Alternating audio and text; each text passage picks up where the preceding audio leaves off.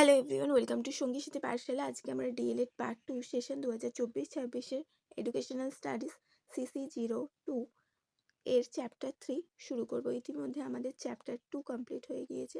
অবশ্যই চ্যাপ্টার 1 আর চ্যাপ্টার 2 এর সমস্ত নোটস চ্যানেলে আপলোড করা আছে, ওগুলো দেখে নিও। আজকে আমরা চ্যাপ্টার 3 শুরু করব, শিখন, শিক্ষার্থী এবং শিক্ষণ, লার্নিং, লার্নার অ্যান্ড টিচিং। আজকের প্রথম পর্ব আমরা আলোচনা করব। প্রথম পর্বের প্রথম প্রশ্ন হচ্ছে, শিখনের ধারণা বলতে কি বোঝো?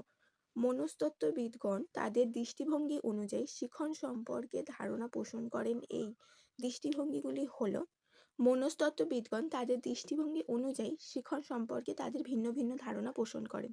এই দৃষ্টিভঙ্গিগুলি হলো: 1. আচরণবাদ বা বিহেভিয়ারিজম, জ্ঞান বা প্রজ্ঞাবাদ কগনিটিজম, নির্মাণবাদ কনস্ট্রাকটিজম।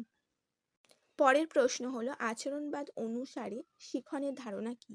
আচরণবাদী ব্যক্তি বা আচরণবাদীরা ব্যক্তির আচরণকে মনস্তত্ত্বের মূল ভিত্তি বলে মনে করে। তাই তাদের মতে শিখন হলো অভিজ্ঞতার ফলে আচরণের অপেক্ষাকৃত স্থায়ী পরিবর্তন। শিখন সম্পর্কে তাদের ধারণার একটি মডেল দ্বারা ব্যক্ত করা যায়। এটি হলো SNMR, অর্থাৎ এখানে এস ইন্দ্রিয়গত অভিজ্ঞতা বা সেন্সরি এক্সপেরিয়েন্স, এনএম স্নায়ুর কার্যকলাপ বা নিউরোমেকানিজম, আর আচরণের পরিবর্তন, চেঞ্জ ইন বিহেভিয়ার বা রিলেটিভলি পার্মানেন্ট চেঞ্জ ইন বিহেভিয়ারকে বোঝায়। অর্থাৎ আমাদের কি বোঝা যাচ্ছে যে স্নায়বিক কার্যকলাপের মধ্যে দিয়ে বা ব্যক্তির কার্যকলাপের মধ্যে যে আচরণগত পরিবর্তন আসছে ইন্দ্রিয়গত অভিজ্ঞতার ফলে, সেটাই হচ্ছে শিখন। আচরণের পরিবর্তনটাকে আচরণবাদীরা শিখন বলছে। পরের প্রশ্ন হচ্ছে, জ্ঞানবাদ বা প্রজ্ঞাবাদীদের মত অনুসারে শিখনের ধারণা কি? প্রজ্ঞাবাদীগণ মনে করেন শিখনের মূল ভিত্তি হলো যুক্তি প্রদান। প্রজ্ঞাবাদী মনস্তত্ত্ববিদগণের মতে জ্ঞানের উৎস হলো ব্যক্তির মনের যুক্তিদানের ক্ষমতা। তারা মনে করেন যে ইন্দ্রিয়গত অভিজ্ঞতা জ্ঞানের তথ্য সংগ্রহ করে মাত্র, মন সেগুলিকে যুক্তির সাহায্যে অর্থবহ করে তোলে। এই বিষয়টি সমগ্রতাবাদী বা গেস্টালবাদীগণও একই মত পোষণ করে। এই দৃষ্টিভঙ্গি অনুযায়ী শিখন হলো জ্ঞান, বোধ, দক্ষতা ইত্যাদি আয়ত্তীকরণ। অর্থাৎ এখানে হচ্ছে জ্ঞানটাকেই গুরুত্ব প্রদান করা হচ্ছে, যে অভিজ্ঞতা, ইন্দ্রিয়গত যে অভিজ্ঞতা, সেটা মনের মধ্যে যুক্তি দ্বারা একটি ধারণা তৈরি হয় এবং সেটাকেই জ্ঞান পরিপূর্ণ করে। পরের প্রশ্ন হচ্ছে, নির্মাণবাদ অনুসারে শিখনের ধারণাটি ব্যাখ্যা করো। নির্মাণবাদী মনোবিদ পিয়াজে মনে করেন শিশু তার পূর্ব অভিজ্ঞতার সাহায্যে জ্ঞান নির্মাণ করে। তার মতে শিখন হলো জ্ঞান নির্মাণের প্রক্রিয়া। সমাজ নির্মাণবাদী ভাইগটস্কি শিখন সামাজিক দিকের উপর গুরুত্ব না দেওয়ার জন্য পিয়াজেকে সমালোচনা করে। তার মতে শিশুর শিখনের ভিত্তি হলো তার সমাজ সংস্কৃতি। ভাইগটস্কির মতে শিশুর শিখনের ভিত্তি হলো তার সমাজ সংস্কৃতি, যেখানে সে একা থাকে না, সাংস্কৃতিক পরিবেশে শিশুর চিন্তনকে প্রভাবিত করে। তাই সমাজ নির্মাণবাদী ভাইগটস্কির মতে শিখনের ধারণা হলো শিখন হলো জ্ঞান নির্মাণ সামাজিক প্রক্রিয়া। তো নির্মিতিবাদ অনুসারে সেখানে হচ্ছে পিয়াজের মতে হচ্ছে জ্ঞান নির্মাণের একটি প্রক্রিয়া পূর্ব অভিজ্ঞতার সাহায্যে। আর ভাইগটস্কি হচ্ছে সামাজিক নির্মিতিবাদের জনক বলা হয় তাকে। সামাজিক নির্মিতিবাদের জনক হিসাবে ভাইগটস্কি মনে করে সমাজ সংস্কৃতির মধ্যে শিশু থাকে এবং তার দ্বারা প্রভাবিত হয়ে সেখান থেকে সে যে অভিজ্ঞতাগুলো গ্রহণ করে সেখান থেকে সে কিছু জ্ঞান নির্মাণ করে। এটাই হচ্ছে এটি একটি সামাজিক প্রক্রিয়া। পরের প্রশ্ন হচ্ছে, শিখনের সংজ্ঞা দাও, অথবা শিখন বলতে কি বোঝো? শিখন সম্পর্কে বিভিন্ন মনোবিজ্ঞানীরা বিভিন্ন ধরনের সংজ্ঞা উল্লেখ করেছেন, যাদের মধ্যে উল্লেখিত হলো, মনোবিদ বার্নার্ডের মতে শিখন হলো আচরণের পরিবর্তন। আবার মনোবিজ্ঞানী স্মিথ বলেন অভিজ্ঞতার ভিত্তিতে নতুন আচরণ আয়ত্ত করা, যা পুরনো আচরণকে শক্তিশালী বা দুর্বল করার প্রক্রিয়াই হলো শিখন। অর্থাৎ প্রত্যেকটা মানুষের মধ্যে কিছু আচরণগত অভ্যাস রয়েছে, হয় সেটি নতুন কোনো শিখনের মধ্যে দিয়ে তার ভুলটা বুঝতে পারবে, বা সে নতুন কিছু শিখে নিজের মধ্যে আয়ত্ত করতে পারবে। মনোবিদ জিম মার্ফি শিখনের সংজ্ঞা দিতে গিয়ে বলেছেন যে পরিবেশের সঙ্গে সঙ্গতি সাধনের জন্য প্রয়োজনীয় আচরণে যে কোনো ধরনের পরিবর্তনকেই শিখন বলা হয়। আবার মনোবিদ ক্রো এর মতে শিখন হলো অভ্যাস, মনোভাব গঠন ও জ্ঞান অর্জনের প্রক্রিয়া।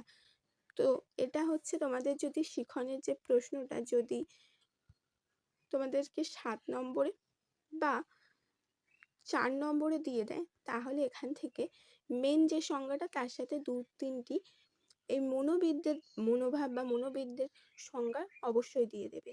এই সকল সংজ্ঞাগুলি পর্যালোচনা করে সংক্ষেপে শিখন বলতে বোঝায় এক ধরনের বিকাশ প্রক্রিয়া যা ব্যক্তির আত্মসক্রিয়তা বাড়িয়ে তোলে, আচরণের পরিবর্তন ঘটায়, উদ্বোধক ও পারস্পরিক ক্রিয়ার ফল, প্রশিক্ষণ ও অভিজ্ঞতার প্রভাবে সৃষ্টি হয়, অভিযোজনের জন্য প্রয়োজনীয় আচরণ করতে শেখায়। অর্থাৎ শিখন ব্যক্তির আত্মসক্রিয়তা বাড়ায়, তার মধ্যে আচরণের পরিবর্তন ঘটায়, সেটা হচ্ছে কোনো একটি অভিজ্ঞতার মধ্যে দাঁড়িয়ে তার মনের পরিস্থিতি এবং তার যে ক্রিয়া তার প্রভাবে সেটি আসে, প্রশিক্ষণ ও অভিজ্ঞতার প্রভাবে সৃষ্টি হয়, অভিযোজনের জন্য এটি প্রয়োজনীয় হয়ে ওঠে। এরপরে হচ্ছে পরিণমন কাকে বলে। পরিণমন বলতে কি বোঝো, পরিণমনের সংজ্ঞা দাও। পরিণমন কাকে বলে কেবল 2 নম্বরের জন্য এলে এইটুকু লিখলেই হয়ে যাবে, কিন্তু এটা যদি একটু বড় আকারে আসে 2-3টি মনোবিদদের সংজ্ঞা দিতে হবে। তো পরিণমনের ধারণাটি জীববিজ্ঞান থেকে নেওয়া হয়েছে। শিশুর শারীরিক বৃদ্ধিকে পরিণমন বলে। পরিণমন হলো প্রাণীর মধ্যে সেই সব গুণগত আচরণের পরিবর্তন যার জন্য শিখনের প্রয়োজন হয় না। যেমন বয়স বৃদ্ধির সঙ্গে সঙ্গে শিশুর পাকস্থলী বৃদ্ধি পায় এবং অনেক বেশি খাদ্য হজম করতে পারে। এটা হচ্ছে তার গুণগত পরিবর্তন। তো পরিণমনের সংজ্ঞা দিতে গিয়ে মনোবিদ ব্যালডউইন বলেছেন, উৎকর্ষতা এবং অভিযোজনের ক্ষমতার বৃদ্ধিকেই পরিণমন বলে। আবার মনোবিদ বার্নার্ডের মতে পরিণমন হলো জৈবিক ও শিখন হলো মনস্তাত্ত্বিক ধারণা। পরিণমন হলো জৈবিক এবং শিখন হলো মনস্তাত্ত্বিক। এই ধারণার দিক থেকে শিখন পরিণমনের মধ্যে পার্থক্য থাকলেও কার্যকারিতার দিক থেকে উভয়ের মধ্যে সম্পর্ক দেখা যায়। নির্দিষ্ট সময়ে পরিণমন না হলে অনুশীলন বা প্রশিক্ষণ কার্যকর হয় না। এবং মনোবিদ কোলেসনিকের মতে জন্মগত সম্ভাবনাগুলি স্বাভাবিকভাবে প্রস্ফুটিত হওয়ার ফলে শিশুর আচরণে যে গুণগত ও পরিমাণগত পরিবর্তনের প্রক্রিয়াই হলো পরিণমন। নেক্সট প্রশ্ন হচ্ছে শিখনের প্রকৃতি আলোচনা করো। শিখন হলো এমন একটি প্রক্রিয়া যার মাধ্যমে ব্যক্তি অভিজ্ঞতা ও অনুশীলনের ফলে আচরণের তুলনামূলক স্থায়ী পরিবর্তন লাভ করে। শিখন শুধুমাত্র বিদ্যালয়েই ঘটে না, বরং জীবনের প্রতিটি স্তরে শিখন কিছু না কিছু ঘটে থাকে। শিখনের কিছু নির্দিষ্ট প্রকৃতি বা বৈশিষ্ট্য লক্ষ্য করা যায়, এগুলি হলো: এক হচ্ছে শিখন একটি ধারাবাহিক প্রক্রিয়া, এখানে সারা জীবন চলতে থাকে, জন্ম থেকে মৃত্যু পর্যন্ত ব্যক্তি নানাভাবে অভিজ্ঞতার মাধ্যমে নানা কিছু শিখতে থাকে। 2 হচ্ছে শিখনের প্রভাবে আচরণের পরিবর্তন ঘটে, শিখনের ফলে জ্ঞান, দক্ষতা, অভ্যাস, মনোভাবের পরিবর্তন হয়, এই পরিবর্তন তুলনামূলক স্থায়ী হয়ে থাকে। 3 হচ্ছে নতুন অভিজ্ঞতা অর্জন, শিখনের মাধ্যমে ব্যক্তি নতুন নতুন অভিজ্ঞতা অর্জন করে যা তার পূর্ব জ্ঞান বা অভিজ্ঞতার সঙ্গে যুক্ত হয়ে জ্ঞানকে সমৃদ্ধ করে। 4 হচ্ছে শিখন সচেতন ও অচেতন উভয়ই হতে পারে, কখনো পরিকল্পিতভাবে কিছু শেখা হয়, আবার কখনো পরিবেশের প্রভাবে অজান্তেই শিখন ঘটে। শিখন ব্যক্তিভেদে ভিন্ন হয়, প্রত্যেক ব্যক্তির বুদ্ধি, আগ্রহ, সক্ষমতা ভিন্ন হওয়ার কারণে তাদের শিখনের গতি ও প্রকৃতি আলাদা হয়। নতুনত্ব বা অভিনবত্ব শিখনের ফলে ব্যক্তির মধ্যে নতুনভাবে চিন্তা করতে, নতুন কৌশল প্রয়োগ করতে এবং নতুন পরিস্থিতিতে মানিয়ে নিতে সক্ষম হয়। পরের পয়েন্ট হচ্ছে প্রেরণার প্রভাব। শিখনে প্রেরণা গুরুত্বপূর্ণ ভূমিকা পালন করে। প্রেরণা থাকলে শেখার আগ্রহ বৃদ্ধি পায়, এখানে শিখন কার্যকর হয়। এবং চর্চা নির্ভর ও অনুশীলন সাপেক্ষ। শিখন নিয়মিত চর্চার উপর নির্ভরশীল, যত বেশি অনুশীলন তত বেশি সেই বিষয়ে তার দক্ষতা বৃদ্ধি পায়। এবং শেষ পয়েন্ট হচ্ছে সার্বজনীন ও নিরবিচ্ছিন্ন প্রক্রিয়া। শিখন হলো সার্বজনীন ও নিরবিচ্ছিন্ন প্রক্রিয়া, প্রতিটি সজীব প্রাণীর শেখে। মানুষের শিখনের ক্ষেত্রে বয়স, লিঙ্গ, জাতি, সংস্কৃতির কোনো সীমাবদ্ধতা থাকে না।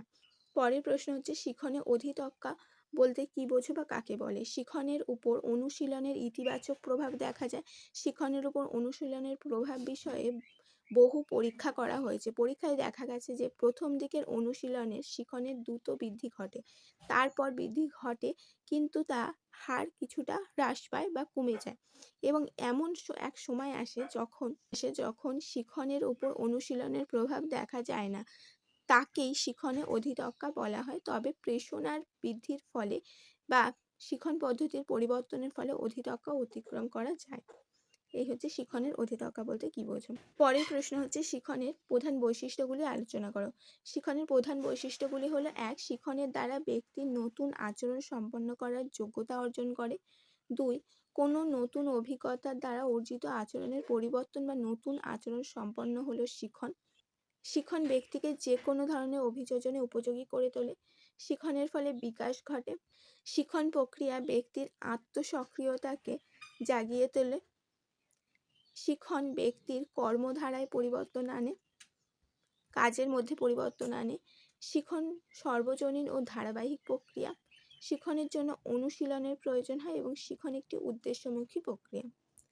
তো কোনো একটি বিষয় শেখার ক্ষেত্রে কিছু একটি উদ্দেশ্য আমাদের থাকে। আজকের লাস্ট প্রশ্ন হচ্ছে শিখনকে কয় ভাগে ভাগ করা যায় ও কী কী, অথবা শিখনের কয়টি দিক ও কী কী। অধ্যাপক ব্লুম শিখনকে 3টি দিক থেকে বিচার করেছেন। এগুলি হলো জ্ঞানমূলক শিখন, অভিজ্ঞতামূলক শিখন এবং সমস্যামূলক বা দক্ষতামূলক শিখন। এই ছিল আজকে আমাদের গুরুত্বপূর্ণ 10টা প্রশ্ন। 3 নম্বর চ্যাপ্টার থেকে অবশ্যই 2টো চ্যাপ্টারের ক্লাস আপলোড করা আছে, সেগুলো দেখে নিও।